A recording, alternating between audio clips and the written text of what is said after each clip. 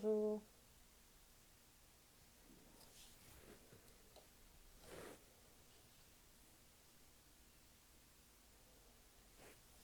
Alors, est-ce qu'on peut inviter Audrey? Ah, voilà, la voilà, demande.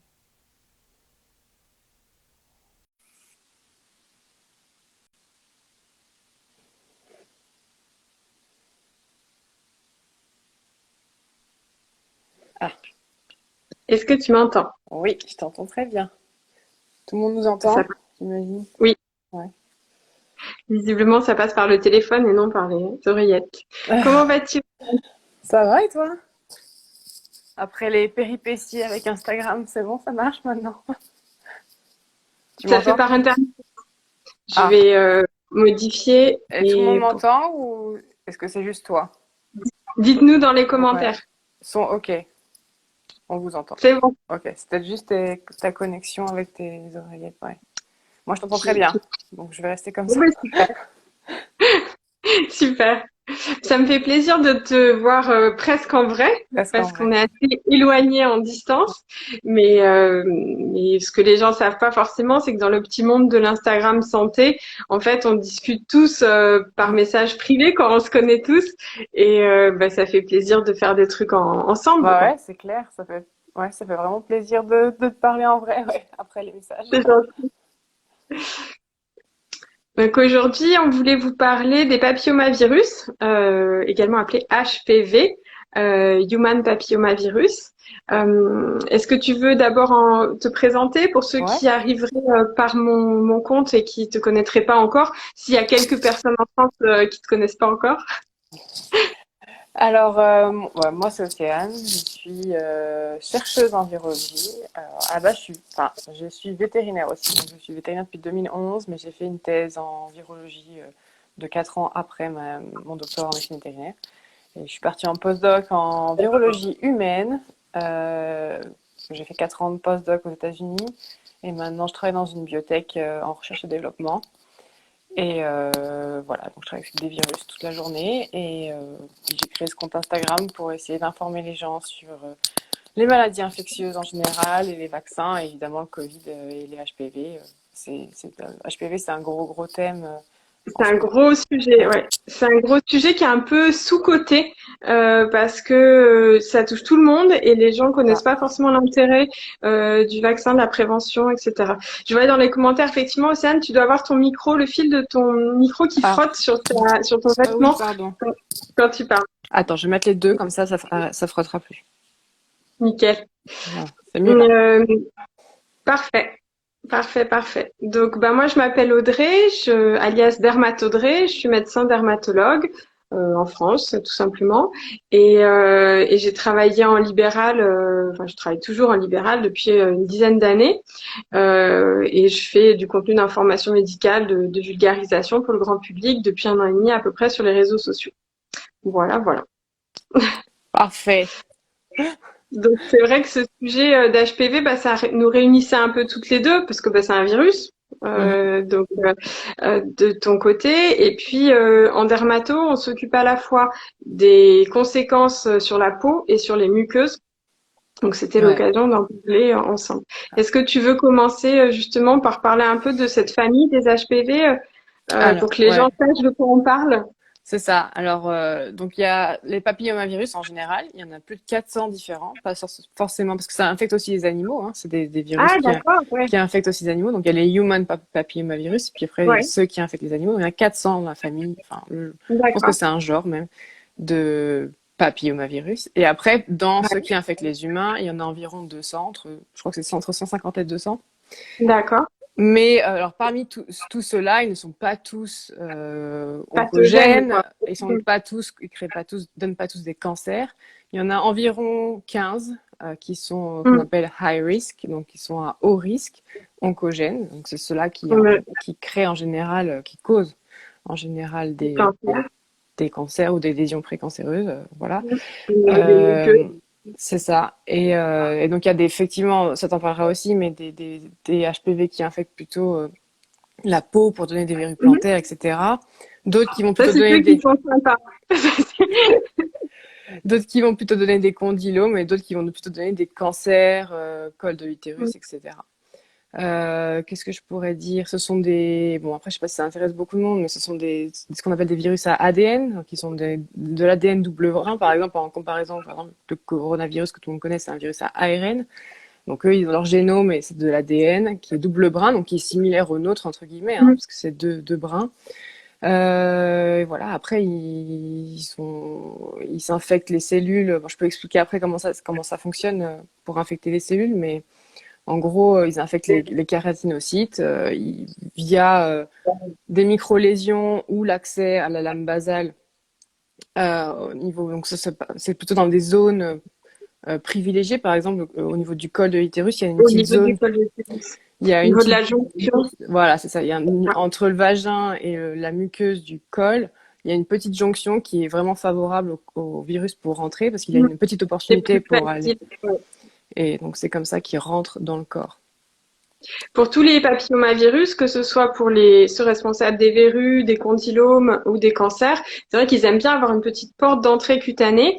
Prenons l'exemple, par exemple, pour les verrues au niveau des mains, les personnes qui se rongent les ongles, qui ont plein de petites plaies au niveau du tour des ongles, ça va être une porte d'entrée où les papillomavirus vont pouvoir s'installer et fabriquer des verrues.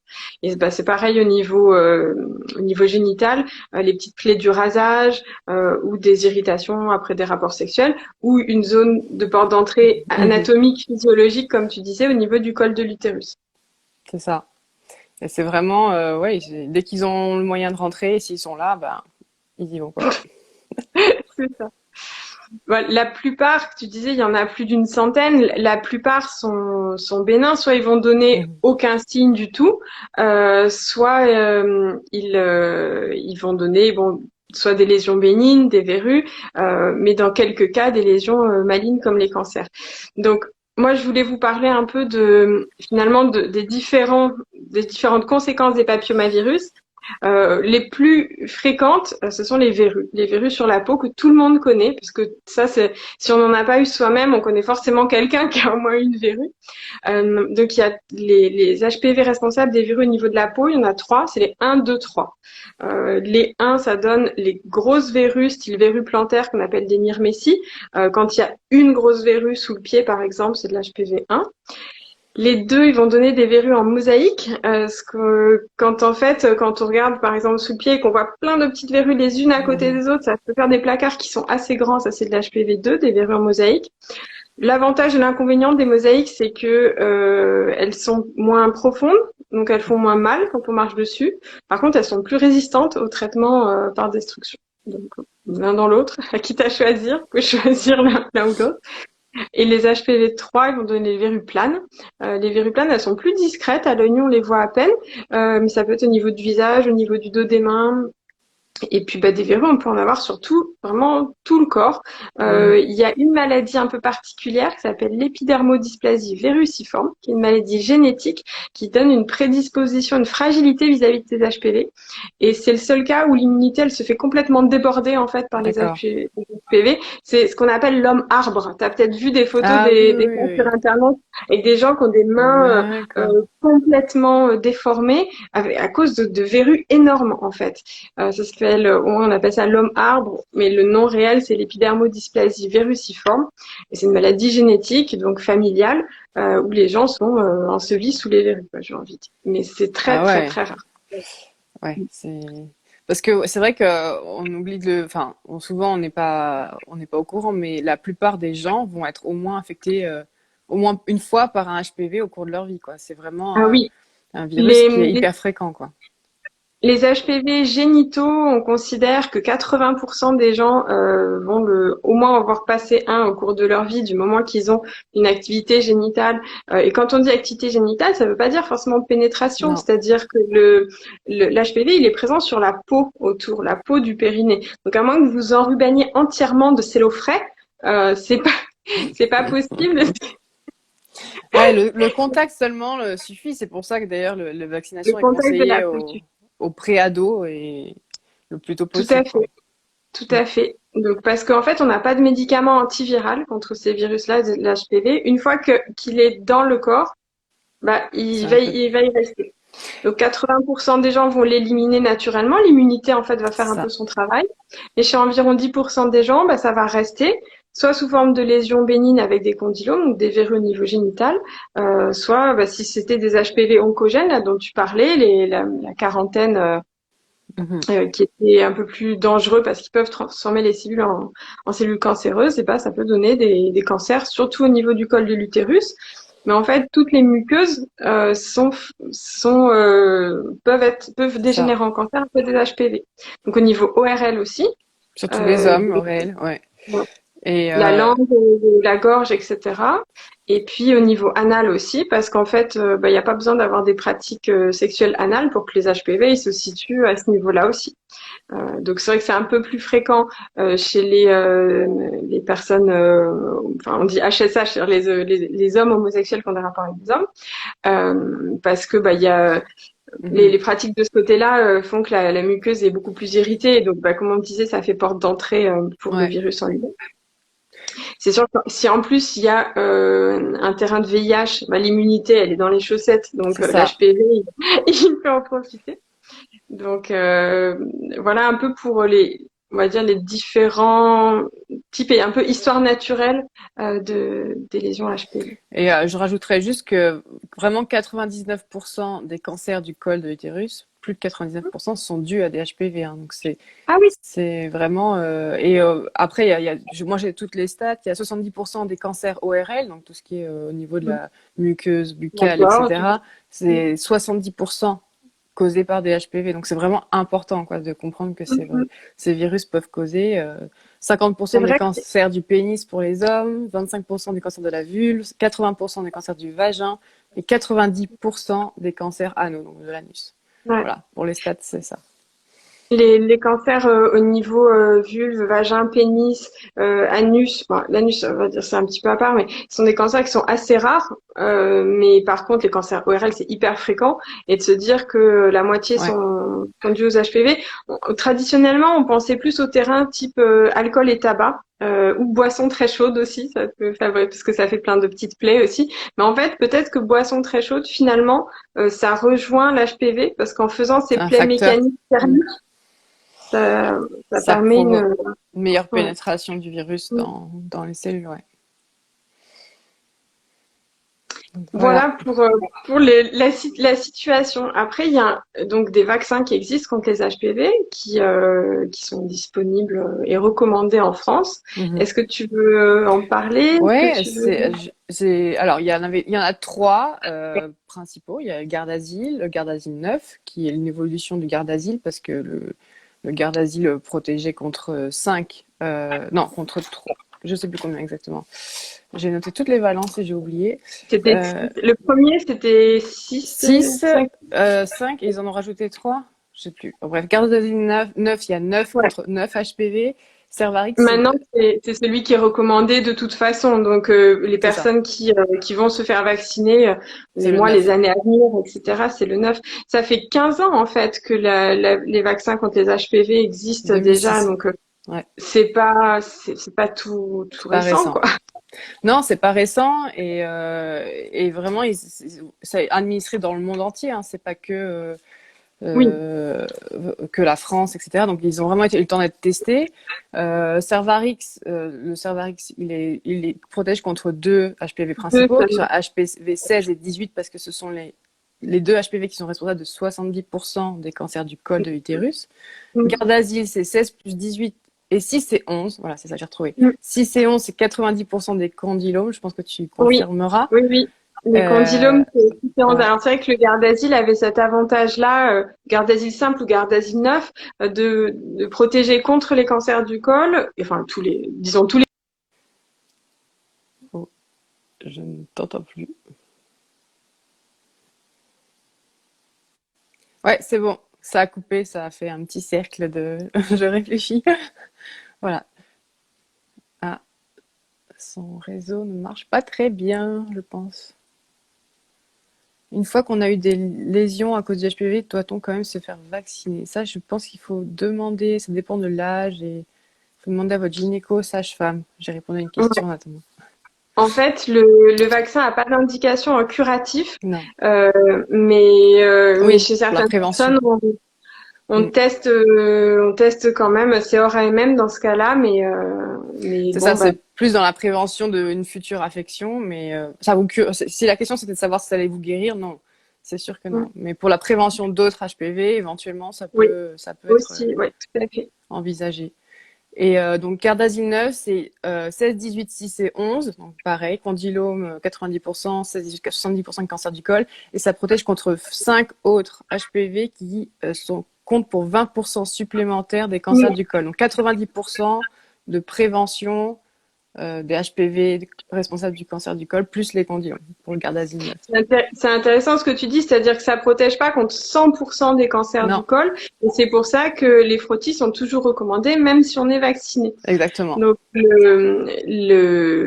comment dire, le protocole pour la vaccination, dis-moi si je me trompe, hein, mais c'est 2 injections pour les gens qui ont entre 11 et 14 ans, donc 2 injections à 6 mois Ouais, d'intervalle. Et 3 injections, donc c'est ça, 0, 2 mois, 6 mois, pour les personnes qui sont entre 15 et 19 ans. Je dis les personnes parce que bah, c'est ça. au début, c'était un vaccin qui était indiqué que pour les jeunes filles, et maintenant, vu que que les hommes sont exactement autant atteints que les femmes, eh bien, il faut vacciner autant les jeunes hommes. Donc je vois Oui, Romain et là, LB qui a un peu l'intérêt de... de... Ouais, c'est ça. Oui, Romain, si tu as moins de 19 ans, oui, tu as intérêt à te faire vacciner contre les HPV. Ça t'évitera tous les condylomes. Donc déjà, c'est une bonne chose. Et puis ensuite, ça évitera que tu attrapes toi-même des HPV oncogènes et donc que tu as un risque de cancer du pénis, de cancer ORL, etc. Et puis ça évitera que tu transmettes ces HPV oncogènes à ta future femme avec qui tu aimerais faire des enfants, C'est parce ça. que bah, malheureusement, si elle doit avoir une colonisation, bah, ça peut être plus difficile. Alors, en fait, je crois que le problème de santé publique majeur des HPV, c'est pas tant les cancers du col de l'utérus, parce que bah, ça, ils sont dépistés avec les frottis normalement si on les fait assez bien. Mais en fait, il y a énormément de lésions précancéreuses qui entraînent donc des gestes chirurgicaux au niveau du col de l'utérus, ça s'appelle une conisation. Et puis, bah, ces conisations, la plupart du temps, elles se passent bien, heureusement, mais il y a quand même des complications. Et puis, bah, en enlevant une partie du col de l'utérus, ça peut gêner au Mhm. niveau de la fertilité, donc pour tomber enceinte, et ça peut gêner au niveau obstétrique aussi, parce que quand on n'a plus de col, bah, il y a plus de risques d'accouchement prématuré. Et donc un C'est enfant ça. prématuré avec risque de complications aussi. Et, Donc, ouais. Et c'est vraiment important idéalement, de le faire avant tout contact sexuel parce que une fois, donc déjà, il y a un gros pic de contamination très peu de temps après le début de la vie sexuelle, hein. C'est pas, bah, donc c'est vraiment, si vous voulez être sûr de protéger vos enfants ou de vous protéger au maximum si vous êtes plus jeune, il faut vraiment le faire avant les premiers, voilà, contacts sexuels, quels qu'ils soient, pas forcément pénétration, pour maximiser les chances de l'efficacité.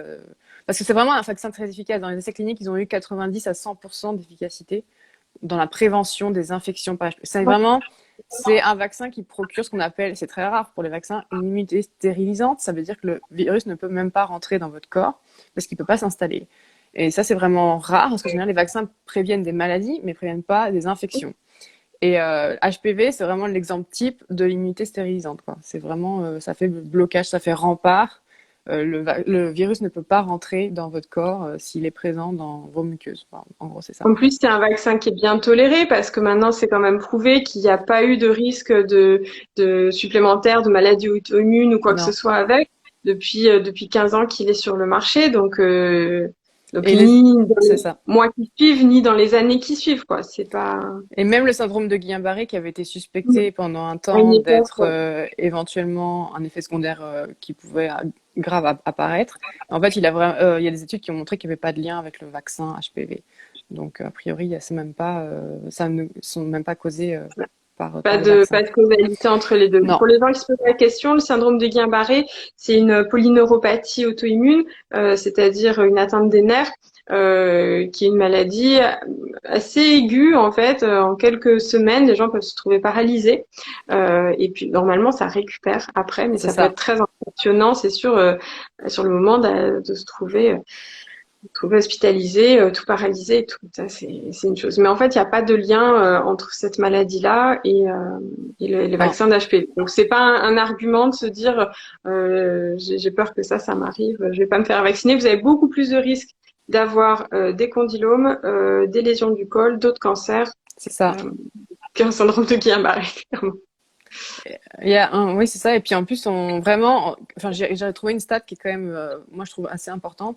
Il y a 4% des hommes entre 20 et 69 ans, donc 4%, Mm. chez qui on détecte de l'ADN HPV oncogénique dans la bouche. Si tu fais un Ouais, swab, il y a ouais. 4 adultes hommes sur 100 qui vont Mm. vraiment avoir un HPV potentiellement qui peut donner un cancer de. Enfin, c'est quand même important, quoi, C'est comme... important parce que c'est un test fait à un moment, comment C'est dire, ça. un moment, donc il y a 4% à ce moment-là, mais il Il y y a en a certainement plus 80% à un moment qui l'ont eu à un un moment moment donné. donné du temps. Ouais. Ouais, voilà, exactement. Non, Parce que, c'est clair. encore une fois, 85% des gens vont, qu'on appelle clearance là, en Éclairer, anglais, ouais. dégager le virus grâce à leur système immunitaire. Mais bon, il y a quand même 15% qui vont pas arriver Mm, à s'en débarrasser. mm. Et on peut être réinfecté avec un autre Ah HPV, oui, etc., parce hein, que donc, vu qu'il y en a plus d'une centaine, on peut tous les avoir si on a si c'est on a la ça. chance, si Et, on veut avoir le Et alors, loto. et ça a été prouvé aussi que l'immunité naturelle était inférieure à l'immunité vaccinale. Ça veut dire que si vous avez Mm, déjà eu un HPV oncogénique et que vous l'avez dégagé grâce à votre système immunitaire, la protection conférée par l'immunité naturelle est inférieure à celle de l'immunité mm. vaccinale. Donc Donc c'est c'est sans doute pour ça que c'est intéressant de vacciner aussi les personnes jeunes qui se trouvent avec des lésions déjà peut-être dysplasiques pour se dire bah si la personne rencontre un autre HPV oncogène, visiblement elle se défend assez mal contre les HPV oncogènes de manière générale, donc au moins c'est qu'elle ça. n'ait pas de dégâts avec ce deuxième-là. Et comme tu l'as déjà dit, ça n'empêche pas vraiment de continuer les frottis. C'est important parce que déjà c'est pas 100% de protection et c'est pas 100% des HPV qui sont prévenus par les vaccins. Donc c'est vraiment Oui. important de continuer les frottis même si vous êtes vacciné. Au niveau des frottis, justement, il y avait une question dans les commentaires. Mhm. Les recommandations ont un petit peu changé depuis 2018. Au niveau du rythme des frottis, le premier, c'est à partir de l'âge de 25 ans, à moins qu'il y ait des signes particuliers. Donc, entre 25 et 29 ans, donc, il y a 2 frottis à 1 an d'intervalle. Et puis ensuite, donc le troisième frottis sera 3 ans après le deuxième. Donc ça peut être commencé avant 25 ans les frottis, mais il y a tellement en fait d'HPV, d'inflammation de l'HPV qui commence au début de la vie sexuelle des personnes que c'est pas intéressant d'aller faire des frottis et encore moins des tests HPV à des personnes qui ont déjà eu des rapports et qui ont peut-être 18-20 ans, parce qu'on va trouver beaucoup de tests positifs et finalement ça n'a pas de conséquences sur la vie future. C'est plutôt les infections persistantes qui peuvent être C'est ça. plus dangereuses. Donc 25-29 ans, on fait du frottis cytologique, c'est-à-dire que on va avec une sorte de coton-tige ou de petite brossette toucher le col de l'utérus et puis le mettre après sur une lame ou dans un liquide pour que au laboratoire les cellules soient analysées. Donc ce sont directement les cellules prélevées qui sont analysées. L'autre possibilité à partir de l'âge de 30 ans maintenant, c'est de réaliser des tests HPV. Le test HPV va rechercher la présence d'HPV oncogènes seulement. Mm. Donc un certain nombre d'HPV oncogènes, pas tous, hein, il n'y a Les pas plus les fréquents. 100, Ouais. voilà, il n'y a pas les 100 HPV qui sont répertoriés, mais juste un peu comme une PCR Covid si vous voulez, mais au niveau du col. Et ça, c'est à partir de 30 ans. Et si le test est négatif, on doit le refaire tous les 5 ans jusqu'à l'âge de 65 ans. Et c'est ça. Voilà. Et en fait, on va chercher, quand on fait le test diagnostic c'est par PCR, souvent, parfois c'est en hybridation d'ADN, j'imagine. Mm. En fait, on cherche l'ADN parce qu'en fait, ce qui se passe, c'est que le virus, quand il rentre dans vos cellules, donc il y a plusieurs couches au niveau de l'épithélium. Lui, il va Mm. aller se mettre tout en dessous, dans ce qu'on appelle les cellules basales, et il va rester là, planqué. Et en fait, pour pouvoir, parce qu'il est malin, pour éviter de se faire détecter par le système immunitaire, il va rester sous forme épisomale, ce qu'on appelle. En fait, il va mettre son ADN en mode circulaire. Donc il va faire un petit anneau juste de son ADN. Il va rien exprimer du tout, pas de protéines, rien du tout. Et il va rester planqué là. Ça va être le réservoir de virus. Mm. Et en fait, au fur et à mesure que les cellules vont se diviser, les cellules vont monter dans les couches, vont migrer dans les couches. Et là, par contre, ces cellules-là, elles vont se mettre à produire du virus. Mais par contre, il y aura toujours le pôle de Ah, c'est réservoir intéressant planqué ça. en dessous. Ouais, j'ai Ouais. lu pas mal sur la pathogénie, c'est hyper intéressant. Et en fait, ce que votre système immunitaire n'arrive pas à dégager, c'est ces cellules-là qui sont Mais infectées oui. de manière persistante et qui, en fait, le virus, il se met en mode off, comme, un peu comme les herpès, que ce soit Mm. comme le virus de l'herpès qui reste latent. Et en fait, il éteint tout. Donc, il dit, je produis pas de protéines, sinon le système immunitaire, il va me Mm. dégager. Donc, vraiment, je reste tapis là-dedans Il, dans l'ombre. il Par produit contre, pas de protéines qui pourraient aller justement vers je vais dire l'équivalent du derme, c'est-à-dire la sous-muqueuse, parce qu'en fait les globules blancs, ils circulent pas trop dans c'est ça. l'épithélium. Ils sont plutôt dans la chair en dessous, parce que c'est là où il y a les petits vaisseaux sanguins. Donc eux, ils circulent plus dans la chair qui est un peu plus profonde que la muqueuse. Et donc si effectivement comme tu dis, le virus qui est dans la couche la Mm, plus profonde ne produit pas de protéines, c'est que vers l'extérieur, vers la superficie que ça produit, le corps il se rend c'est compte de ça. rien. Et par Mm. contre, il arrive quand même à en produire dans les couches supérieures qui vont de toute façon finir par dégager. Comme ça, il peut quand même Mm. réinfecter quelqu'un, mais il y a toujours ce Oui, petit réservoir là qui devient indétectable et qui reste. ouais, Et en fait, ce qu'on détecte quand on fait la PCR, c'est cet ADN qui est planqué là dans les cellules parce que il n'y a pas de protéines, etc. Donc, il faut vraiment aller le chercher au niveau de l'ADN pour être sûr de le trouver, quoi. Et c'est comme ça qu'on sait s'il y a une infection persistante. Parce qu'il mais faut pas de particules virales. Donc. un frottis ou un test HPV pour qu'il soit de bonne qualité, il faut effectivement aller quand même réellement frotter la C'est ça. muqueuse. C'est pas hyper agréable à vivre. Pour Voilà. aller chercher les cellules qui sont en dessous, en fait. C'est Ouais. pas franchement bon, pour rassurer les jeunes femmes qui nous regardent, c'est pas douloureux. Non. Toutes les femmes on le fait, il n'y a pas de souci. Bon, c'est pas le kiff de votre journée, mais non, c'est pas Ça dure douloureux. pas, de toute façon, ça dure, ouais, quoi, C'est du 3 secondes. c'est ça. Ouais, voilà. Mais c'est important de le faire et de le faire régulièrement en suivant vraiment les Ouais. recommandations Oui, parce que générales. sinon, si on laisse passer 5 10 ans, en fait, il faut plusieurs années pour que les HPV s'installent et puissent fabriquer un cancer. Donc, C'est ça. il y a plusieurs années qui passent entre un état de dysplasie et un état de cancer. On va prendre l'histoire, voilà, je vais inventer l'histoire une personne qui a des rapports au cours de sa vie, je sais pas, vers 18 20 ans, elle commence à avoir des rapports, ne serait-ce que des Mhm. préliminaires, hein, comme on a dit, il n'y a pas besoin de pénétration. Et puis, vers l'âge de 25 ans, on trouve sur le frottis de la dysplasie. Si c'est de la dysplasie légère, c'est-à-dire que les cellules commencent à dégénérer un petit peu, elles ont un aspect un petit peu cancéreux, mais on voit qu'il y a beaucoup de cellules normales autour. Et là, il y a deux options. Soit on dit, bah, on va surveiller, on va attendre, et puis 3 6 mois après, on refait un autre frottis pour voir si en fait le corps a réussi à éliminer le problème. Ou bien on fait directement des biopsies. Les biopsies, ça se passe avec une colposcopie, donc c'est un peu comme un frottis où on met un spéculum là dans le vagin pour regarder et prélever juste avec un écouvillon. Là, avec la colposcopie, c'est un peu plus en mode chirurgical où en fait le gynéco va regarder avec une sorte de loupe pour faire des Mm. biopsies, donc prélever un petit morceau, non pas juste frotter, mais prélever un petit morceau du col de l'utérus pour le faire analyser. La biopsie, c'est plus performant que le frottis parce qu'en prélevant une petite carotte de col de l'utérus, on voit ce que tu disais, cette histoire de couche de la muqueuse, et donc on voit finalement quelle est l'épaisseur de muqueuse qui est anormale ou pas.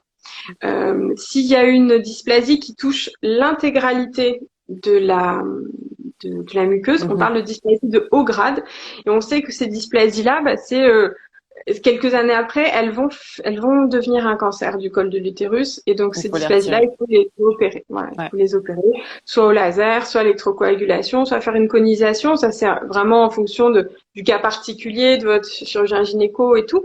Mais il faut les enlever parce que sinon, quelques années après, on sait que c'est un cancer qui là devient invasif, c'est-à-dire qu'il reste pas juste au niveau de la muqueuse, mais qui va commencer à se développer vers l'intérieur de l'organe avec un risque général. Donc Ouais. là, faut pas voilà. Ouais, parce que c'est ça, ces cellules-là, en fait, l'HPV, ce qui fait que ça devient un cancer, c'est juste, enfin, Le papillomavirus, il exprime ce qu'on appelle des oncoprotéines, donc c'est des protéines oncogènes. Il y en a trois principales, c'est E5, E6, E7. Et en fait, ces protéines-là, elles ont pour mission d'empêcher les cellules de se différencier, de prolonger la vie des cellules et de l'empêcher de rentrer en apoptose, donc la mort cellulaire programmée, pour faciliter la production du virus. Donc, à la base, c'est un intérêt pour lui, mais ça peut vite devenir oncogène pour nous. Un En peu gros, trop, ouais. Et oui, le virus, il a et intérêt voilà. à ce que la cellule, elle vive plus Elles vivent, longtemps, elle prolifère plus, elle se différencie moins. c'est ça. Différencier, ça veut dire que la cellule, elle devient un peu comme de la peau morte. Donc, au contraire, si elle se différencie pas, elle reste plus active et elle continue à produire des protéines, etc. Et elle peut Donc, se transformer en cellules cancéreuses. Et donc vraiment, il y a ça. Bon, c'est pas les seuls facteurs, hein. Les oncoprotéines toutes seules ne suffisent pas. Il y a d'autres facteurs environnementaux, etc. Mais ouais. c'est un big start pour des lésions cancéreuses, quoi. On sait que le tabac, c'est un cofacteur important des cancers du col de l'utérus. Mhm. Alors, les mécanismes, les mécanismes d'action, comment le tabac se trouve nocif pour le corps, on n'a pas encore tout bien élucidé, mais c'est sûr que le tabac, ça retentit sur l'immunité. Et en diminuant l'immunité, bah, ça diminue le contrôle sur les virus C'est ça. et le contrôle sur les cellules tumorales aussi, puisque notre immunité en permanence chaque jour a pour but d'aller faire un peu vérifier qu'il Détecter. n'y ait pas de cellules qui soient C'est ça. anormales. Et normalement, elle élimine les cellules anormales. Ouais, c'est ça, c'est une balance entre. Donc le virus exprime ses oncoprotéines, mais du coup, il a un risque de se faire détecter parce qu'il a exprimé Oui, ses protéines étrangères. Donc le système immunitaire, normalement, s'il fonctionne bien, tout va bien, il détecte ces cellules-là, il les dégage. mm, Donc le virus, après, voilà, c'est toujours le chat et la souris, hein. Il essaye lui de se développer, mais le système immunitaire, il vous aguet aussi. Donc, et c'est pour ça que d'ailleurs souvent on arrive à dégager l'infection au bout d'un certain temps, que ce soit des mm. mois ou des années. Mais malheureusement, dans certains cas, c'est pas le cas. Et là, le virus prend le dessus entre guillemets, et ça se transforme en cancer. Et là, c'est le cancer qui prend le dessus. Il y a même plus parce que parfois, dans certaines cellules cancéreuses, on retrouve plus d'HPV. Donc D'accord. c'est vraiment que la cellule parfois est devenue cancéreuse, Autonome. autonome, et même parfois il y a de l'intégration aussi de l'ADN de l'HPV. Enfin, c'est vraiment un mécanisme. C'est tout qui se mélange, la viro et après l'onco, quoi. C'est Oui, les mécanismes oncogéniques prennent le dessus, je pense, sur le virus. Et d'ailleurs, c'est ce que les chercheurs supposent, parce que mais parfois en dans fait, certaines cellules, il y a que la moitié qui ont l'ADN d'HPV. Donc c'est vraiment il y a des anomalies. Une fois que la cellule devient cancéreuse et que l'apoptose est freinée, il y a beaucoup d'anomalies de réparation de c'est l'ADN ça. au cours de toutes ces copies. Parce que quand les cellules se multiplient, elles doivent copier leur ADN. Quand on copie l'ADN, c'est comme quand on copie un texte. On peut faire des fautes d'inattention. Et donc, les cellules cancéreuses, elles font beaucoup de fautes d'inattention en recopiant leur ADN. Et bah, ça augmente le nombre de mutations génétiques. Donc, ça fait ce qu'on appelle de l'instabilité génomique. Et si cette instabilité, ces mutations, elles interviennent dans des zones qui sont importantes pour la régulation du cycle cellulaire, que ce soit dans les oncogènes ou dans ce qu'on appelle les gènes suppresseurs de tumeurs aussi. Donc les oncogènes et les gènes suppresseurs de tumeurs, c'est deux familles, hein, on comprend bien, hein, qui luttent chacune de leur côté. Et ben si on affaiblit les gènes suppresseurs de tumeurs et qu'on augmente Demande les les oncogènes, oncogènes. Bah voilà, la balance est rompue et c'est les lésions précancéreuses qui peuvent évoluer en cancer. Ouais. Et ça, on a donc vraiment pour revenir sur le vaccin, on n'a encore pas assez de recul pour vraiment avoir une vision sur l'impact des cancers, parce que ça prend, comme tu disais, ça prend des années à se développer. 20 Par ans. contre, on a une très belle vision de la diminution des lésions précancéreuses, et ça fonctionne très bien, hein, quand ça a été fait dans le délai. Voilà, c'est vraiment le fardeau des HPV qui peuvent donner des cancers est vraiment très diminué. Il y a des pays qui vaccinent énormément, comme l'Australie, Ouais. où là, ils voient vraiment une diminution de la prévalence des HPV. Et le fait de vacciner les hommes et les femmes, ça peut vraiment diminuer Ça aide, largement la circulation des HPV dans l'espèce humaine. Si c'est clair. c'est fait bon, idéalement, ça fait dans le monde entier, mais il y a des pays qui auront plus difficilement accès à la vaccination, mais C'est vraiment très bien décrit au niveau épidémiologique dans des pays qui vaccinent beaucoup, comme l'Australie. En France, on vaccine pas assez pour voir. Enfin, Il y a une diminution, mais on vaccine vraiment pas beaucoup par rapport à ces pays-là. finalement, le vaccin en France, il apporte un bénéfice pour les personnes qui le font pour eux-mêmes, ce qui Et est leurs déjà bien. partenaires. Qui est déjà bien pour leurs partenaires aussi, mais il n'y a pas encore de bénéfice au terme de population parce que on n'a pas atteint au moins 60% de couverture Ouais. vaccinale qui est nécessaire. En termes de santé publique, il n'y en a pas beaucoup. Je crois que c'est 30%. Hein. J'ai vu 30% passer en France, ou 20 ou 30. C'est pas Et je pense énormément. que actuellement, là, avec l'histoire de la pandémie du Covid au milieu, ça a plus freiné qu'autre chose parce qu'il y avait l'histoire du vaccin contre le Covid au milieu, puis donc beaucoup de polémiques sur les vaccins. Et alors qu'en fait, le vaccin de l'HPV, il était ancien et lui, il demandait rien du tout. Ouais, c'est ça. Mais après, il y a eu Et beaucoup de faux fake news sur les HPV. Hein. Enfin, il y a eu pas mal de circulation de, voilà, maladies auto-immunes. Je crois que j'ai entendu, oui, c'est SEP encore, la sclérose en plaques, alors aucun lien.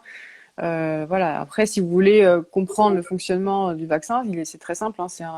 C'est ce qu'on appelle un VLP, donc VLP, Virus-like Particle. Donc c'est une particule qui ressemble à un virus. Donc en fait, on a fabriqué une particule avec des protéines et au-dessus, on a collé, j'exagère, hein, franchement, je suis en train de simplifier, mais on a collé une protéine de capsid qu'on appelle la protéine L1. Et en fait, c'est la protéine qui se trouve à la surface du virus HPV. Et c'est ça que le système immunitaire va détecter. Et donc en fait, si vous voulez, on exprime une seule protéine de tout le HPV, voilà, et c'est ce qui va permettre au virus. Mais alors, ces particules-là ne sont pas infectieuses, donc ne vont pas se multiplier, c'est vraiment donc, il n'y a pas temporaire. du tout d'ADN viral dans le vaccin. C'est ça, pas du tout d'ADN, c'est vraiment protéique. Et après, ça, au bout de quelques heures, quelques jours, ces protéines-là sont dégradées, ne restent pas dans votre corps, et ce qui reste, c'est l'immunité que vous avez développée contre les HPV. C'est tout. Ce sont Voilà. seulement les protéines de la capsule, donc le virus, il est dans une petite capsule de protéines, et donc c'est cette enveloppe-là dont ils ont pris des petits morceaux pour fabriquer le virus, mais l'intérieur, la version active du virus en elle-même n'est pas présente. Mais l'intérêt de faire un vaccin contre l'enveloppe, c'est que dès que le corps va revoir cette enveloppe, il va dire oh là, ça va pas. Et il va tout de suite l'empêcher de rentrer. Grâce à, entre autres, à l'immunité mucosale. Donc, c'est-à-dire que dans vos muqueuses, vous avez tous de l'immunité avec des anticorps, etc. Et donc, quand le virus va se présenter au niveau de vos muqueuses, les anticorps ou même les cellules T qui ont été développées grâce au vaccin vont le détecter et vont lui barrer l'entrée. Il va pas pouvoir rentrer. Et voilà. Et terminé, quoi. Ça va se terminer en avortement d'infection complètement. Il y aura pas d'infection et voilà. Parce qu'on veut pas qu'il s'infecte du tout, parce qu'on veut pas qu'il persiste, qu'il ait une chance, même une minime de persister. Parce C'est que comme vraiment on disait important tout à de l'heure, bloquer là. on n'a pas d'antiviral, on n'a pas de médicament qui peut freiner la production de virus une fois qu'il est installé. C'est ça. Il y avait une personne là dans le commentaire qui nous dit comment traiter des condylomes génitaux. Là, c'est une personne qui nous dit qu'elle est sous immunosuppresseur pour une maladie de Crohn. Donc la maladie de Crohn, c'est une sorte de maladie auto-immune, on va dire au niveau digestif. Donc elle a un traitement immunosuppresseur, donc qui diminue son immunité pour avoir moins de poussée de la maladie de Crohn, mais en diminuant l'immunité, de manière générale, l'immunité contre les HPV, elle se fait diminuer aussi. Donc les HPV, ils sont comme ça. Ouais, c'est ça. Ils ont la voie libre pour faire ce qu'ils veulent, quoi. En gros, c'est à peu près ça. Ça peut donner des formes profuses de condylomes au niveau vulvaire, vaginal, etc. Au niveau anal aussi. Nous, qu'est-ce qu'on fait contre ça? On a toujours nos moyens de destruction mécanique, en fait, avec de l'azote, avec du laser, avec des produits un petit peu acides, comme du Verutop par exemple, avec de la podophylotoxine. C'est une toxine qu'on utilise aussi contre les condylomes. Donc, on a plein de traitements locaux dont le but est de détruire finalement les lésions qui sont visibles, en fait. Et on a aussi, donc, pas forcément indiqué chez les personnes qui sont sous immunosuppresseurs, mais un autre traitement qui est assez intéressant, qui s'appelle le Limiquimod. Le nom de marque, c'est l'Adara. Ça se présente sous la forme de crème en petits sachets. En fait, c'est un immunostimulant. D'accord. Donc, on met ça pendant quelques semaines, ça va déclencher une grosse réaction inflammatoire. Donc là, en général, quand je prescris ça, je dis aux gens, vous allez me détester. Ouais, pendant un mois et demi, vous allez me détester parce que vous allez être un peu en feu, quoi. ouais. Que ce soit au niveau vulvaire, au niveau du pénis, c'est pareil.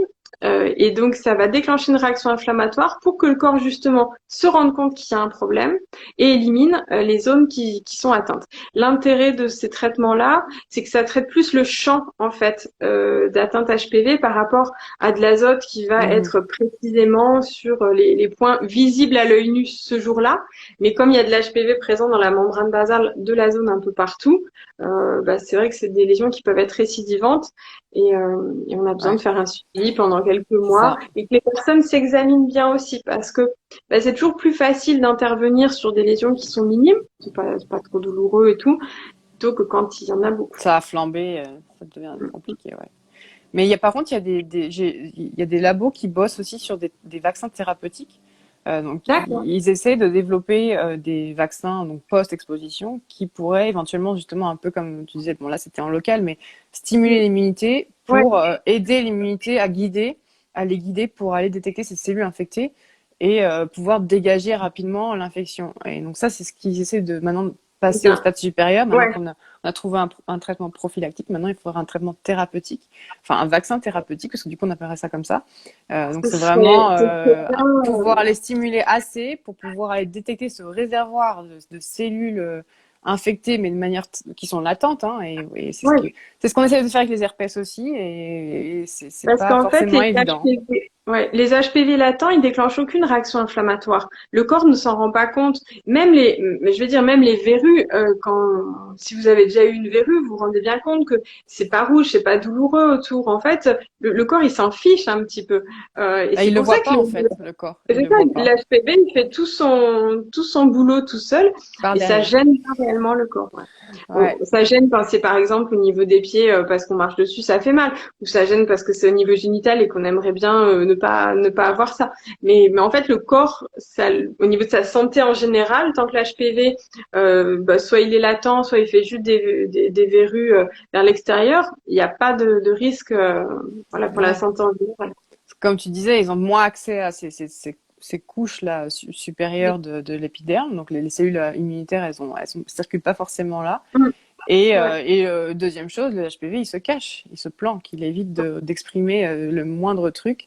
Il exprime que l'essentiel. Mm. Essentiellement pour pouvoir rester.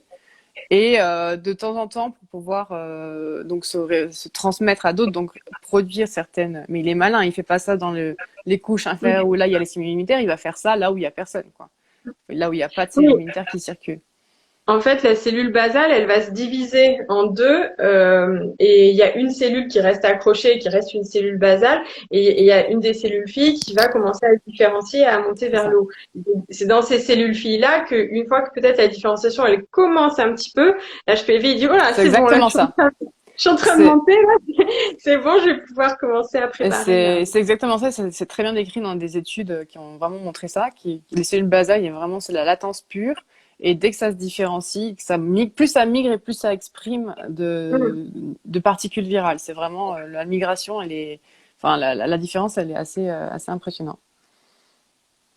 Ben, c'est C'est tout ça, hyper c'est malin, très hein. C'est hyper intéressant. malin comme système. Enfin moi, les virus me fascinent, donc je vais pas dire le Mais c'est contraire, fou mais comme est-ce que les virus sont considérés comme des êtres vivants? alors non, mais il y en a qui parlent parfois de reclasser, non, c'est pas des êtres vivants, c'est pas. Parce qu'ils ont quand même un but de prolifération et ils utilisent des cellules et des systèmes Ouais, enzymatiques qui sont pas eux, mais, mais mais finalement, les bactéries sont des êtres vivants. mais Euh, elles ont leur machinerie, elles n'ont pas spécialement oui, besoin de la machinerie de l'autre, alors que le virus a besoin. à ce C'est moment-là, est-ce que le prion est un être vivant? ah ouais, non, c'est pareil. Mm. Si on C'est arrive même à pas, se... c'est pas un virus non plus, alors que c'est Non, transmissible aussi. Donc ouais. c'est délicat. Ce sont des cas un peu particuliers où ils cochent pas toutes les cases des êtres Mm. vivants, mais il y a des cases qui cochent quand même. Et il y en a qui parlaient d'ailleurs de les reclasser, etc. Après, je sais pas où ça en est, mais non, c'est vraiment ouais virus prion. Il y a virus prion bactérie. C'est vraiment Mm. Tout est séparé, tout est vraiment codé. D'ailleurs, c'est pour ça que quand on compare les virus et les bactéries, c'est pas comparable souvent. Et les gens savent peut-être pas forcément, mais enfin, tu peux peut-être, ça n'a rien à voir, hein, mais il y a des virus qui atteignent les bactéries aussi. C'est ce Ah qu'on oui, oui. appelle les phages, c'est ça, hein, je dis pas de Oui, il y bêtises. a des phages, ouais. Mm. C'est Donc, des espèces de virus avec des pattes là. Enfin, je sais pas des comment ça pattes. s'appelle. Et donc, genre, les bactéries peuvent être enrhumées, quoi, elles-mêmes. En quelque sorte, ouais. Mais on fait des virus, ouais, les virus, c'est, ouais, il y en a pour tout, hein, pour les, enfin, et puis pour les animaux. Et le problème des virus, enfin, on l'a encore vu là, c'est que ça affecte les animaux et les humains, et parfois les deux.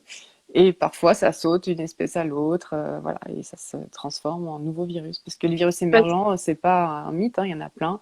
On a eu parce Zika, qu'un on a le virus, Covid, ouais, voilà, c'est, et c'est sans fin. C'est, je veux dire, c'est pas de, on- enfin vraiment, c'est pour ça que c'est important de comprendre le concept de santé publique, de santé animale liée à la santé humaine, entre oui, autres, parce que c'est vraiment des choses que qu'on communique entre nous quand on est et on échange des pathogènes, voilà, que ce soit des oui. bactéries ou des virus. Alors, je regarde dans les questions des commentaires. Peut-on le faire le vaccin en étant majeur si pas sexuellement actif? Oui, on peut faire le virus, on peut faire le vaccin, pardon, Ouais. jusqu'à l'âge de 19 ans sans problème. Je crois qu'il y a un Euh, rattrapage jusqu'à 26 ans pour, il y a un rattrapage jusqu'à 26 ans pour les homosexuels masculins, en fait. c'est ça. Voilà. Mais je On- crois on- qu'au cas par cas, si vous discutez oui, avec vos, voilà, ça dépend aussi de moi, votre honnêtement, si activité. je vois une personne qui a 20 ans et qui me dit je n'ai jamais eu de contact génital avec quelqu'un et je souhaite me faire vacciner contre les HPV, bah ok, très bien, il n'y a pas de problème. Mais c'est vrai que si on en fait, parce que souvent les gens disent je suis vierge parce qu'il n'y a pas eu de pénétration Mhm. vaginale par exemple, mais en fait s'il y a eu des préliminaires avec les doigts, la bouche, etc. Bah, C'est c'est déjà fait quand même. plus, ouais, l'efficacité sera sûrement inférieure en tout cas parce qu'il y a des risques d'avoir été infecté à un moment donné par Oui, oui, un ou parce qu'en fait, plusieurs HPV, ouais. L'exposition est déjà l'HPV, faite, quoi. c'est ça, l'HPV, il n'est pas présent dans le sperme, en fait. Il est présent Mhm. sur la peau, sur la muqueuse. Donc, en fait, qu'il y ait eu pénétration avec éjaculation ou quoi, ça change rien.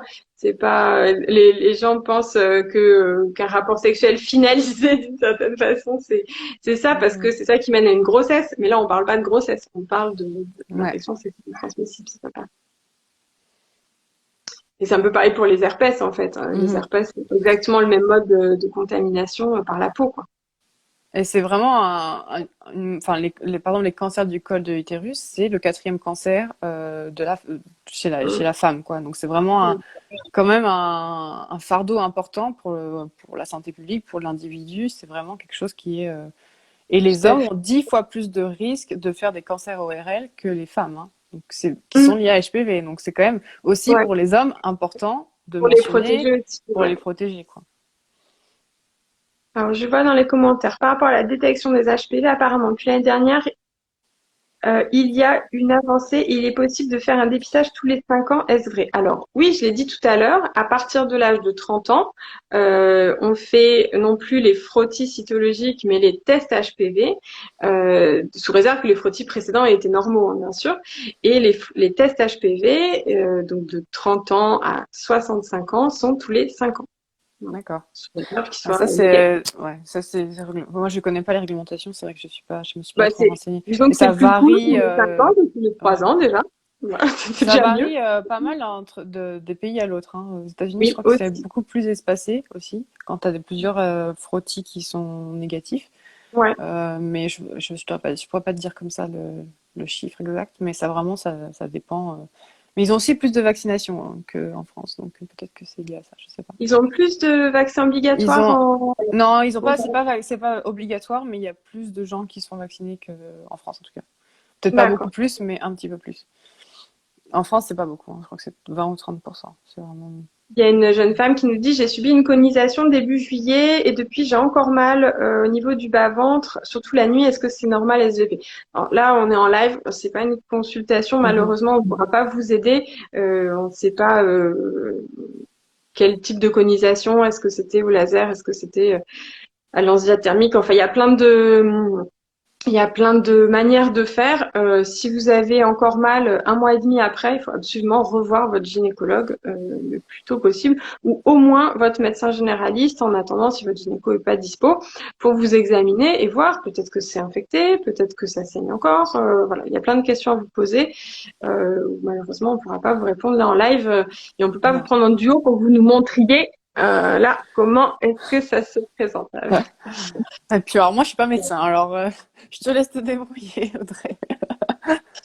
La durée d'efficacité du vaccin nous pose Alors, Célia. c'est alors exactement, on peut pas déjà parce que c'est des vaccins qui ont 15 ans, hein, donc c'est difficile de mesurer. Mais bon, Déjà, on le fait qu'une fois. C'est-à-dire, on le fait au début de la vie. Il y a 2 ou 3 injections, et puis il n'y a pas de rappel au cours de la vie. c'est ça. Et il faut savoir que la pic d'infection de HPV, c'est vraiment au début, très début de la vie sexuelle. Et donc c'est ça qu'on essaie de prévenir. Hein. On essaie de prévenir les virus de s'installer pour des années, 10, 20 ans, parce Mm. que ça prend très longtemps pour développer des cancers. Et donc c'est ça qu'on essaie d'éviter. Après la durée d'immunité en même, je sais que 9 ans après vaccination, allez, 8 ans après vaccination, là, dans le monde, hein, enfin, dans les pays qui vaccinent, on a 66% de réduction des lésions précancéreuses, de la prévalence de 16-18, donc Mm. des HPV qui donnent des cancers. Ouais. Mais tout le monde n'est pas vacciné, donc c'est difficile d'évaluer parce que Mm. tout le monde n'est pas vacciné. Donc quand je dis 70% de réduction, mais il y a des gens qui sont pas vaccinés qui ont Oui. eu 16-18, donc c'est à l'échelle de la population et c'est pas possible d'évaluer. Déjà, Il a fallu faire des tests cliniques sur 80 ans entre guillemets pour c'est vérifier. déjà bien en tout cas. Et ce qu'on peut dire, c'est que certainement, au niveau naturel, bah, finalement, l'activité génitale réalise des sortes de micro-rappels, en fait. C'est ça. Euh, puisque, bah, À chaque si fois vous qu'il en avez rencontre un, Oui, à chaque il fois que vous sort allez là. rencontrer un des numéros qui était dans le vaccin, bah, ça va relancer une micro-réaction inflammatoire qui va refaire un rappel naturel, en fait. C'est ça. Donc c'est pour ça que c'est intéressant. Là, il y a une personne dans les commentaires, Mélissande, qui dit j'ai fait le premier garde d'asile parce qu'elle a 31 ans aujourd'hui et elle a pas eu de soucis. Elle est plutôt contente de l'avoir fait. Ouais. Bah, c'était la première version, le premier disponible. Ouais, c'était ça. Garde d'asile en 2006. Et donc, il y a quelqu'un qui dit, y a-t-il un intérêt à faire le vaccin après l'âge de 30 ans? Bah non, en fait, vous avez déjà rencontré un certain nombre d'HPV au cours de votre vie. Donc, vous avez certainement déjà des HPV présents dans votre couche Mhm. basale de la muqueuse. Donc, bah, si vous faites le vaccin, bah, l'HPV étant déjà là, ouais, peut-être que vous allez empêcher que des nouveaux arrivent, mais ça change plus grand-chose. C'est ça. Et l'efficacité sur le long terme, elle dépend aussi du nombre de personnes qui vont se faire vacciner, parce que le but, c'est aussi de diminuer le fardeau pour la santé publique des HPV. Donc, si tout le monde le fait, alors il y aura moins ou quasi plus, parce que c'est une immunité stérilisante, donc la personne ne peut pas être infectée. Donc, Oui, imaginons une population 100% vaccinée, alors théoriquement, le virus ne va même pas circuler.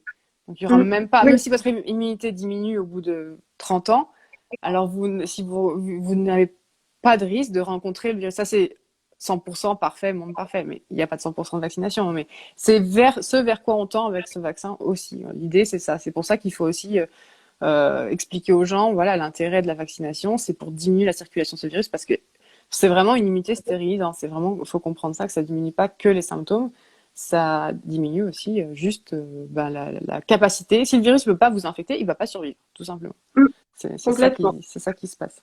Il a besoin de vous pour survivre. C'est pas comme une bactérie qu'on peut trouver dans l'environnement. Là, c'est pas du tout le cas. Il y a Amélie qui nous demande de que faire dans le cas d'un HPV persistant. C'est-à-dire que quand on trouve de l'HPV présent sur le test HPV, ben en fait, on doit renouveler la surveillance.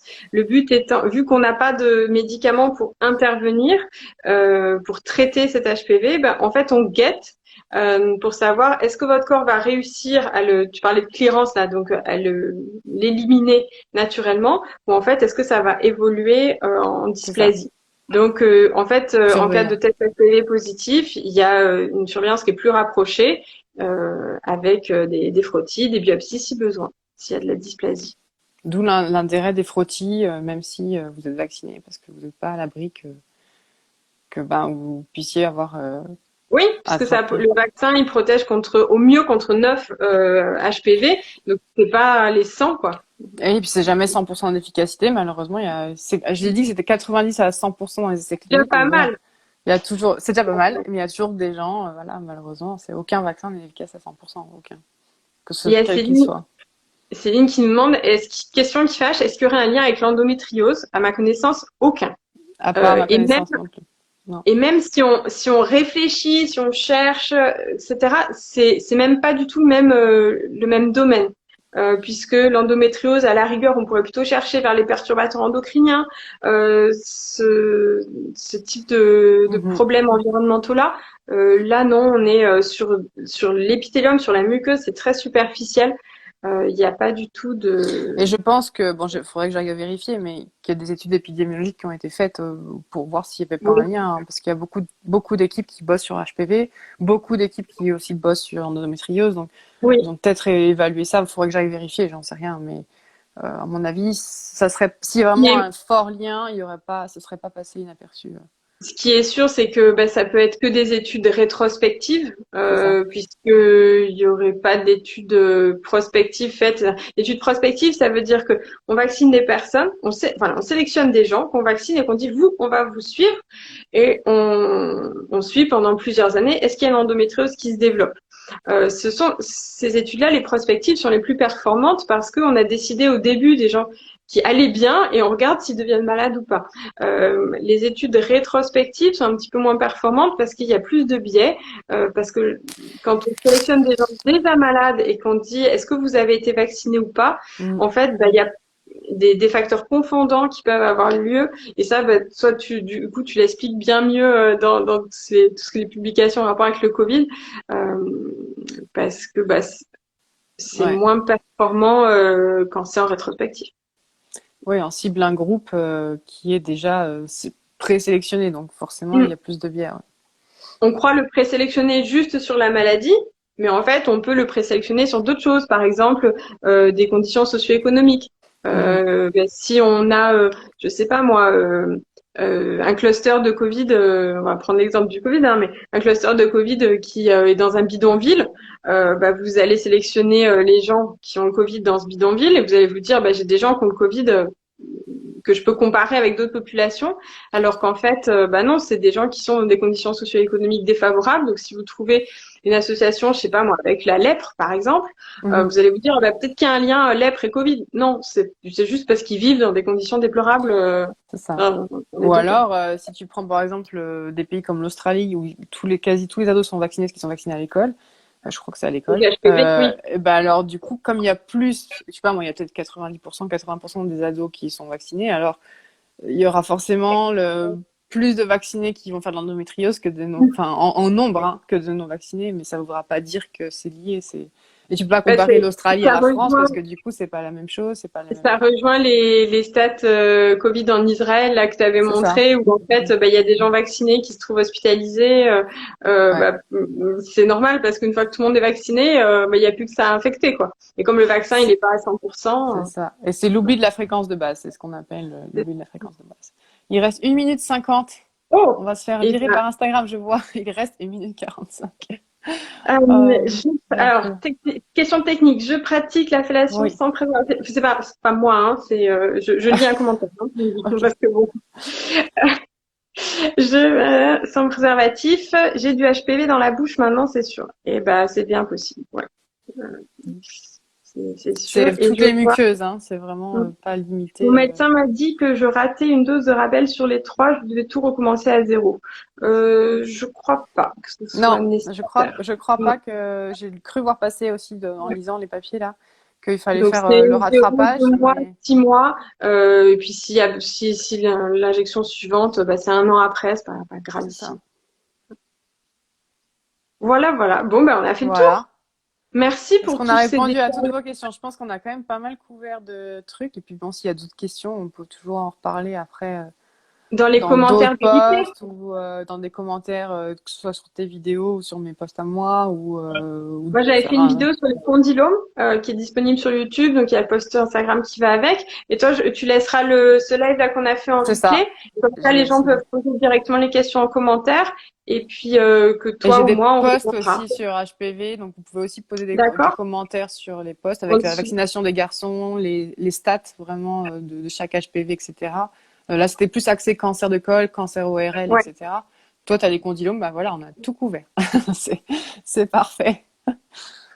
super. Et ben encore merci pour cette soirée sympa en ta compagnie, Ouais, Océane. merci. Ravi de Merci t'avoir vu en beaucoup. vrai. En vrai, c'était vraiment très sympa. Et on fera ça avec un autre thème, hein, une prochaine fois. Oui, Ce serait cool. ça Ouais. marche. Merci À beaucoup. bientôt.